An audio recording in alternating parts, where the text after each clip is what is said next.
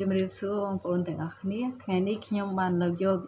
បទគម្ពីរមួយគឺនៅក្នុងព្រះគម្ពីរលូកាជំពូក10ខ25រហូតដល់ខ37ដែលជាការបង្រៀនរបស់ព្រះយេស៊ូវថាតើនរណាជាអ្នកជិតខាងរបស់យើង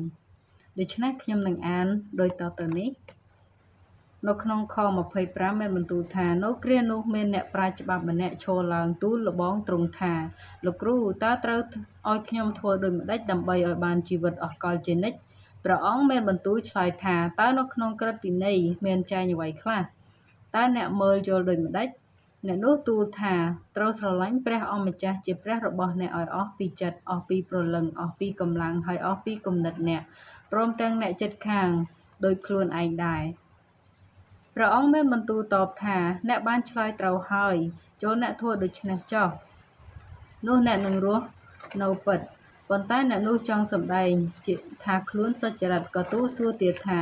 តើអ្នកណាជាអ្នកជិតខាងខ្ញុំព្រះយេស៊ូវទ្រង់មានបន្ទូលថាមានមនុស្សម្នាក់កំពុងតែធ្វើដំណើរពីក្រុងយេរូសាឡិមចុះទៅឯក្រុងយេរីកូក៏ធ្លាក់ខ្លួននៅក្នុងកណ្ដាប់ដៃពួកចោរវាប្លន់គាត់ព្រមទាំងវាយឲ្យត្រូវរបួសរួចចេញបាត់ទៅចោលគាត់ឲ្យនៅទ្រាំជួនជាមានសង្ឃមួយអង្គចុះមកតាមផ្លូវនោះកាលបានឃើញគាត់នោះក៏វៀងតាមម្ខាងហួសទៅហើយពួកលេវីម្នាក់មកដល់កន្លែងនោះដែរ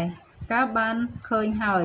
ក៏វៀងតាមម្ខាងហួសទៅទៀតតែមានសិស្សសាម៉ារីម្នាក់ធ្វើដំណើរមកដល់កាលបានឃើញហើយនោះក៏មានចិត្តក្ដួលអាណិតដល់គាត់ទៅចូលទៅរុំរបួសឲ្យព្រមទាំងយកប្រេងនិងស្រាចាក់លាបរួចលើកដាក់លើសត្វលាជំនិះរបស់ខ្លួនដឹកទៅឲ្យផ្ទះសំណាក់ថែទាំរក្សាគាត់ស្អែកឡើងកាលគាត់រៀបនឹងចេញទៅនោះក៏យកប្រាក់2 ដេណារីហុចដល់ម្ចាស់ផ្ទះនោះដោយប្រាប់ថាចូលថែរក្សាអ្នកនេះផងហើយបើអ្នកចំណាយលើសពីនេះខ្ញុំពេលខ្ញុំមកវិញខ្ញុំនឹងសងអ្នកដូច្នេះក្នុង3អ្នកនោះតើអ្នកស្មានថាអ្នកណាជាអ្នកជិតខាងនឹងមនុស្សដែលធ្លាក់ខ្លួននៅក្នុងកណ្ដាប់ដៃចោលនោះអ្នកនោះឆ្លើយថាគឺអ្នកមួយដែលមានចិត្តអាណិតដល់គាត់នោះឯងដូច្នេះព្រះយេស៊ូវទ្រង់មានបន្ទូលថាទៅចុះចូលអ្នកប្រព្រឹត្តបែបយ៉ាងដូច្នោះដែរអញ្ចឹងអំបញ្ញមិញបងប្អូនបានស្ដាប់ខ្ញុំអានពីព្រះគម្ពីរលូកាជំពូក10ខ25ដល់37អញ្ចឹងគឺបើតាមសង្កេតមើលយើងឃើញថាមានតួអង្គចំនួន2នាក់នៅក្នុងបទគម្ពីរនេះគឺទី1គឺជាអ្នកប្រាជ្ញខាងច្បាប់ដែលគាត់មកសួរដើម្បីនឹងសាកល្បងដល់ព្រះយេស៊ូវថាតើព្រះយេស៊ូវមានចំណេះដឹងឬក៏បង្រៀនយ៉ាងដូចម្ដេចអំពីក្រឹត្យវិន័យឬក៏ច្បាប់ដែលព្រះបានដាក់ឲ្យរាជរបស់ព្រះអង្គអញ្ចឹងយើងដឹងហើយថាអ្នកប្រាជ្ញខាងច្បាប់គឺពួកគេដឹងទាំងអស់ពីក្រឹត្យវិន័យរបស់ព្រះដែលបានចែងនៅក្នុងព្រះគម្ពីរសញ្ញាចាស់ហើយពួកគេក៏ជាម្នាក់ដែលជាអ្នកកាន់តាមក្រឹត្យវិន័យនិងបង្រៀនអ្នកដទៃទៀតឲ្យកាន់តាមក្រឹត្យវិន័យផងដែរអញ្ចឹងគឺពួកគេគឺពិតជាមានអំណួតហើយពួកគេដឹងអស់ហើយគេហៅថាជាអ្នក expert ខាងច្បាប់ហើយអញ្ចឹងដូចជាបណ្ឌិតខាងច្បាប់អញ្ចឹងច្បាប់នេះសូមបងប្អូនកុំច្រឡំមិនមែនច្បាប់ដូចយើងនិយាយពីតុលាការអីនោះទេប៉ុន្តែគឺជាច្បាប់ឬក៏ក្រឹត្យវិន័យដែលបានព្រះបានចែងបានផ្ដល់ឲ្យជនជាតិអ៊ីស្រាអែលគឺនៅក្នុងព្រះគម្ពីរសញ្ញាចាស់អញ្ចឹងជនជាតិអ៊ីស្រាអែលឬក៏ពួកយូដាគឺជាអ្នកកាន់តាមក្រឹត្យវិន័យដែលព្រះបានផ្ដល់ដល់គេអញ្ចឹងក្រឹត្យវិន័យរបស់ព្រះគឺសរុបឲ្យខ្លីទៅគឺមាន2ចំណុចរួមទី1គឺស្រឡាញ់ព្រះអស់ពីចិត្តអស់ពីគំនិតអស់ពីព្រលឹងនិងអស់ពីកម្លាំងហើយទី2នោះគឺព្រះអង្គឲ្យស្រឡាញ់អ្នកជុំវិញខ្លួនដោយស្រឡាញ់ខ្លួនឯងដែរអញ្ចឹងគឺពេលដែលបរិះនេះសួរដល់ព្រះយេស៊ូវគឺសួរថាធ្វើមិនដេចដើម្បីឲ្យបានជីវិតអស់កលជានិច្ចអញ្ចឹងគឺព្រះអង្គបានប្រាប់ថាគឺឲ្យគាត់លើកឡើងវិញមកថាគាត់ជាអ្នក expert ខាងក្រឹត្យវិន័យអញ្ចឹងព្រះអង្គសួរឲ្យគាត់ឆ្លើយវិញថាចុះអ្នកឯងអាននៅក្នុងក្រឹត្យវិន័យអ្នកឯងយល់យ៉ាងម៉េចដែរអញ្ចឹងគាត់ក៏ឆ្លើយទាំងពីរចំណុចបានយ៉ាងល្អមែនទែនទី1គឺស្រឡាញ់ព្រះ អស់ពីចិត្តអស់ពីគំនិតអស់ពីព្រលឹងនិងអស់ពីកម្លាំងហើយទី2នោះគឺឲ្យស្រឡាញ់អ្នកជិតខាងដោយស្រឡាញ់ខ្លួនឯងព្រះអង្គបានប្រាប់គាត់ថាគាត់ឆ្លើយបានត្រឹមត្រូវហើយឲ្យគាត់ធ្វើបែបហ្នឹងទៅប៉ុន្តែគាត់នៅតែបន្តសួរព្រះយេស៊ូវទៀតដើម្បីធ្វើឲ្យគាត់ហ្នឹងខ្លាយទៅជាមនុស្សដែលមើលទៅចេះដឹងខ្លាំងឬក៏មើលទៅដើម្បីនឹងបន្សុទ្ធខ្លួនគាត់ធ្វើថាឲ្យគេមើលមកថាគាត់ហ្នឹងគឺសុចរិតអញ្ចឹងគាត់សួរទៀតថាចុះអ្នកណាជាអ្នកជិតខាងរបស់ខ្ញុំអញ្ចឹងគឺព្រះអង្គបង្រៀនពន្យល់ដល់គាត់បែបជាការប្រៀបធៀបវិញអញ្ចឹងគឺការរឿងប្រៀបធៀបរបស់ព្រះអង្គនៅទីនេះគឺថាមានបរិសម្នាក់ដែលធ្វើដំណើរតាមផ្លូវហើយនៅតាមផ្លូវនោះគាត់ក៏ជួបជាមួយនឹងចោរដែលវេយធ្វើបាបគាត់ហើយយកទ្រព្យសម្បត្តិរបស់គាត់ទៅធ្វើឲ្យគាត់ទ្រាំមានរបួសហើយដេកនៅលើផ្លូវនៅងើបមិនរួចប៉ុន្តែមានមនុស្សពីរប្រភេទដែលដើរកាត់នោះហើយប៉ុន្តែធ្វើជាមិនឃើញនឹងដើរគេចចេញពីអ្នកដែលមានរបួសដែលត្រូវដេកនៅលើផ្លូវនោះទី1គឺជាពួកសង្ឃមានសង្ឃម្នាក់ដើរទៅឃើញគាត់ប៉ុន្តែដើរវែងតាមផ្លូវមួយទៀតទៅហួសគាត់មិនបានជួយទេហើយម្នាក់ទៀតគឺជាពួកលេវីម្នាក់ដែលបានដើរកាត់តាមផ្លូវនោះក៏គាត់អត់បានជួយអ្នកដែលមានរបួសនឹងដែរក៏ដើរវែងទៅម្ខាងទៀតអញ្ចឹងនៅក្នុងចំណុចនេះយើងគិតចាប់អារម្មណ៍ឃើញថាព្រះអង្គបានលើកឧទាហរណ៍ពីមនុស្ស2នាក់គឺជាអ្នកកាន់សាសនាទាំងពីរគឺជាអ្នកដែលមានមុខមាត់នៅក្នុងសាសនាយូដាគឺសង្ឃគឺជាអ្នកបម្រើនៅក្នុងព្រះវិហាររបស់ព្រះគាត់គឺជាអ្នកនាំយកដង្វាយឬក៏នាំយកនៅការបួងសួងការអធិដ្ឋានទូលអង្វរចំនួនមនុស្សដើម្បីឲ្យព្រះបានផ្សះផ្សាយជាមួយនឹងមនុស្សដើម្បីឲ្យព្រះបានអត់ទោសដល់មនុស្សគាត់ជាអ្នកនាំយកដង្វាយជំនួសមនុស្សទូទៅអ្នកនៅក្នុងសាសនាយូដាដែលធ្វើបាបហ្នឹងគាត់ជាអ្នកចូលទៅជំនួសព្រះហើយលន់តួអង្វរជំនួសអំពើបាបរបស់គេយូហុងគាត់គឺជាអ្នកតំណាងរបស់មនុស្សទៅកាន់ព្រះអញ្ចឹងគឺជាអ្នកដែលក៏ជាអ្នកដែលកាន់ក្រឹតវិន័យជាអ្នកដែលដឹងពីក្រឹតវិន័យច្រើនប៉ុន្តែហេតុអ្វីបានជាគាត់ខ្វះសេចក្តីស្រឡាញ់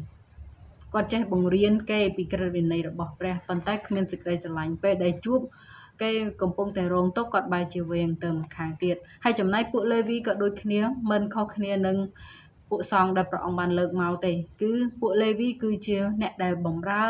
ការងារនៅក្នុងព្រះវិហារដូចគ្នាពួកគេមានតួនាទីផ្សេងគ្នាដូចជាការចាត់ចែងរបស់ប្រើប្រាស់រៀបចំរបស់ដែល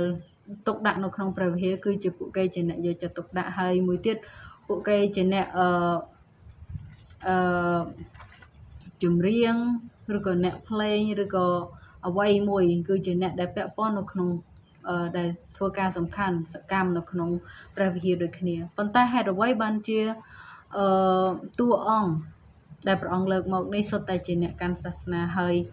បែរជាមិនមានចិត្តមេត្តាដល់បរិសម្នាក់ដែលកំពុងដេកដួលនៅលើផ្លូវហ្នឹង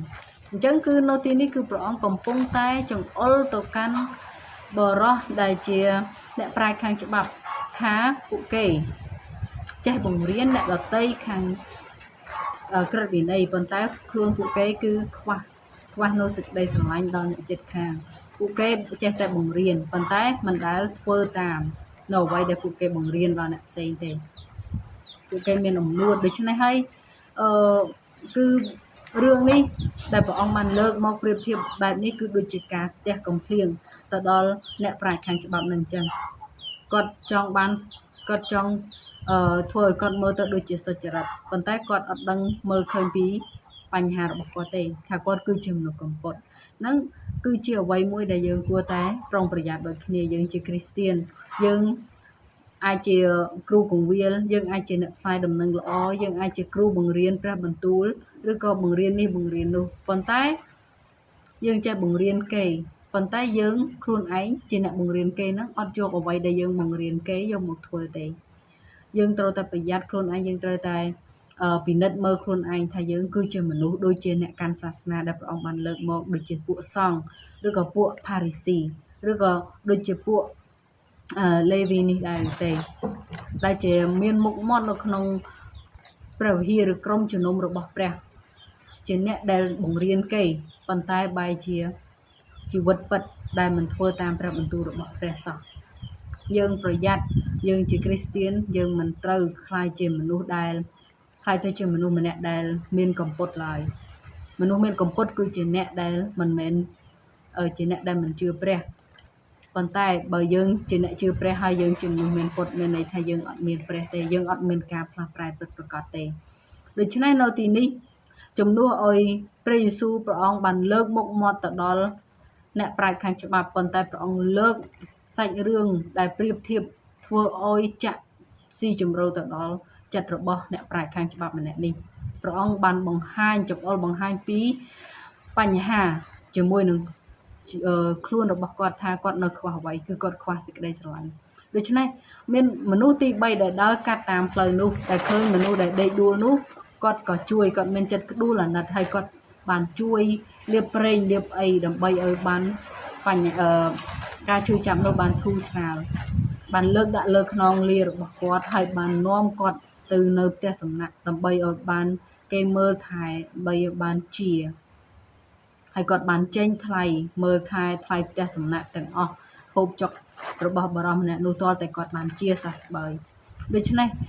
បរិសម្នាក់នេះគឺជាសាសសាមារីជាសាសមួយដែលគេមើលងាយជាសាសមួយដែលគេមិនអនុញ្ញាតឲ្យចូលទៅថ្វាយបង្គំជាមួយពួកយូដាទេគឺជាសាសមួយដែលជនជាតិយូដាមើលងាយមែនទែនដោយសារថាពួកសាមារីគឺជាសាសមួយដែលមិនបរិសុទ្ធដោយសារតែពួកគេជាជនជាតិអ៊ីស្រាអែលប៉ុន្តែរៀបការជាមួយនឹងសាសដទៃដូច្នេះគេរាប់ពួកសាមារីនេះគឺមិនរាប់ថាជាពួកយូដាជាមួយពួកគេទេមិនស្មើនឹងពួកគេទេដោយសារតែពួកគេមានលាយឡំឈាមជាមួយនឹងសាសដទៃដូច្នេះពួកគេក៏មិនអនុញ្ញាតឲ្យសាសសាមារីបានប្រឡូកប្រឡាក់ចលក់មាត់ឬក៏ចូលរួមសកម្មភាពអ្វីជាមួយគ្នាដែរសូម្បីតែការថ្វាយបង្គំនៅក្នុងព្រះវិហារប៉ុន្តែជនជាតិសាមារីមួយនេះឬក៏សាសសាមារីម្នាក់នេះគឺគាត់ធ្វើអ្វីដែលព្រះអង្គសពប្រហារតីគឺគាត់មានសេចក្តីស្រឡាញ់ទៅអ្នកជិតខាងរបស់គាត់មានសេចក្តីមេត្តាករុណាការក្ដួលអាណិតដែលព្រះអង្គសពប្រហារតីដូច្នេះហើយទៅពេលព្រះអង្គបាននិទានពីការប្រៀបធៀបនេះរួចព្រះអង្គសួរថាក្នុងចំណោម3នាក់នេះតើមួយណាដែលអ្នកគិតថាជាអ្នកជិតខាងរបស់បរោះដែលត្រូវគេវាយទ្រាំនោះដូច្នេះគាត់ក៏បានឆ្លើយថាគឺបរោះទី3គឺជាសាសសាមារីម្នាក់នោះដែលជាអ្នកជិតខាងអញ្ចឹងព្រះអង្គក៏ប្រាប់ទៅអ្នកប្រាជ្ញខាងច្បាប់ថាអ្នកឯងចូលទៅធ្វើអញ្ចឹងដូចគ្នាហើយឲ្យបានរស់ចុះអញ្ចឹងព្រះអង្គបានបង្គាប់គាត់ថាកុំបានតែបង្រៀនគេចូលចេញទៅហើយធ្វើដូចគ្នាអញ្ចឹងបងប្អូនអើយតើអ្នកណាជាអ្នកជិតខាងរបស់យើងពិតប្រាកដអ្នកជិតខាងរបស់យើងពិតប្រាកដមិនមែនយើងដើរសម្លឹងមើលថាអ្នកណាធ្វើល្អដាក់យើងមុននោះទេមិនមែនព្រះអង្គមិនបានប្រាប់ថាឲ្យយើងសម្លឹងដើររមមើលអ្នកណាធ្វើល្អដាក់យើងទើបយើងរាប់ថាជាអ្នកជិតខាងរបស់យើងទេនៅក្នុងនេះគឺព្រះអង្គចង្អុលមកកាន់យើងព្រះអង្គប្រាប់យើងថាបើចង់បានអ្នកជិតខាងយើងត្រូវតែធ្វើជាអ្នកជិតខាងរបស់គេបើចង់ឲ្យគេធ្វើល្អមកដាក់យើងត្រូវធ្វើល្អដាក់គេមុនដូច្នេះរឿងនេះមិនមែនបង្រៀនយើងឲ្យទៅធ្វើជាអ្នកត្រូវរងរបួសហើយចាំមើលអ្នកណាមកជួយយើងទេអត់មានន័យអញ្ចឹងទេគឺនៅក្នុងការប្រៀបធៀបរបស់ព្រះអង្គគឺថាអ្នកដើម្បីមានអ្នកជិតខាងគឺយើងត្រូវទៅធ្វើអ្នកជិតខាងរបស់គេយើងត្រូវធ្វើជាអ្នកជិតខាងល្អយើងត្រូវធ្វើជាអ្នកដែលចាប់ផ្ដើមមុនធ្វើល្អដាក់គេមុនបើយើងចង់ឲ្យគេធ្វើអ្វីដាក់យើងត្រូវធ្វើការនឹងដាក់មុនបើចង់ឲ្យគេសួរយើងត្រូវសួរគេមុនដើម្បីឲ្យគេចង់ឲ្យគេជួយយើងត្រូវចេះជួយគេមុនដើម្បីចង់ឲ្យគេចែករំលែកដល់យើងត្រូវរៀនចែករំលែកដល់គេមុនយើងកុំរំពឹងថាគេនឹងធ្វើអ្វីល្អមកដាក់យើងមុនធ្វើគុណដាក់យើងមុនយើងត្រូវតែធ្វើទៅកាន់គេមុនដោយសារហើយដូចជាខ្ញុំបាននិយាយចឹងយើងប្រយ័ត្នថាកុំឲ្យយើងខ្លាចជាមនុស្សដែលមានពុតឲ្យសោះដែលចេះបរៀនគេប៉ុន្តែអត់ធ្វើខ្លួនឯងអ្នកដែលគោរពកោតខ្លាចដល់ព្រះពិតប្រាកដគឺទី1គាត់កាន់ក្រឹតវិន័យទី1គឺស្រឡាញ់ព្រះហើយបន្ទាប់ពីស្រឡាញ់ព្រះហើយ ព្រះអង្គចង់បាននោះគឺអ្នកដែលស្រឡាញ់ព្រះអង្គអ្នកដែលផ្លាស់ប្រែនៅក្នុងព្រះអង្គនឹងឲ្យស្រឡាញ់អ្នកជុំវិញខ្លួនដែរដូច្នេះនៅក្នុងន័យនេះមិនមែនសួរថាអ្នកណាជាអ្នកចិត្តខាងយើងទេសួរថាយើងបានធ្វើជាអ្នកចិត្តខាងដល់អ្នកដែលយើងបានជួបហើយឬនៅតែយើងបានបង្ហាញពីការសរសើរដំកើងព្រះតាមរយៈទង្វើដែលយើងរស់នៅហើយឬនៅ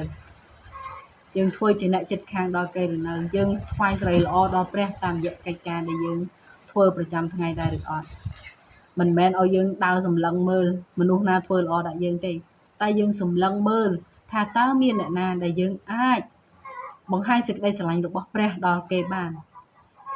យើងតើម្នាក់ណាដែលយើងអាចជួយគេបានតើម្នាក់ណាដែលយើងអាចនាំគេឲ្យមកស្គាល់ព្រះតាមរយៈយើងបានយើងត្រូវសួរខ្លួនឯងវិញថារាល់ថ្ងៃនេះយើងបានរស់នៅដោយស្រឡាញ់ព្រះនិងស្រឡាញ់អ្នកជិតខាងឬទេតាមរយៈចិត្តរបស់យើងហើយពីទង្វើដែលយើងបង្ហាញចេញមកក្រៅផងដែរមិនមែនតែលើបបោមាត់ទេគឺជាគ្រីស្ទៀនទាំងខាងក្នុងនិងខាងក្រៅទាំងក្នុងខួរក្បាលទាំងក្នុងបបោមាត់និងការប្រព្រឹត្តខាងក្រៅយើងបម្រើយើងជួយដល់អ្នកដទៃសូមព្រះអង្គប្រទានពរ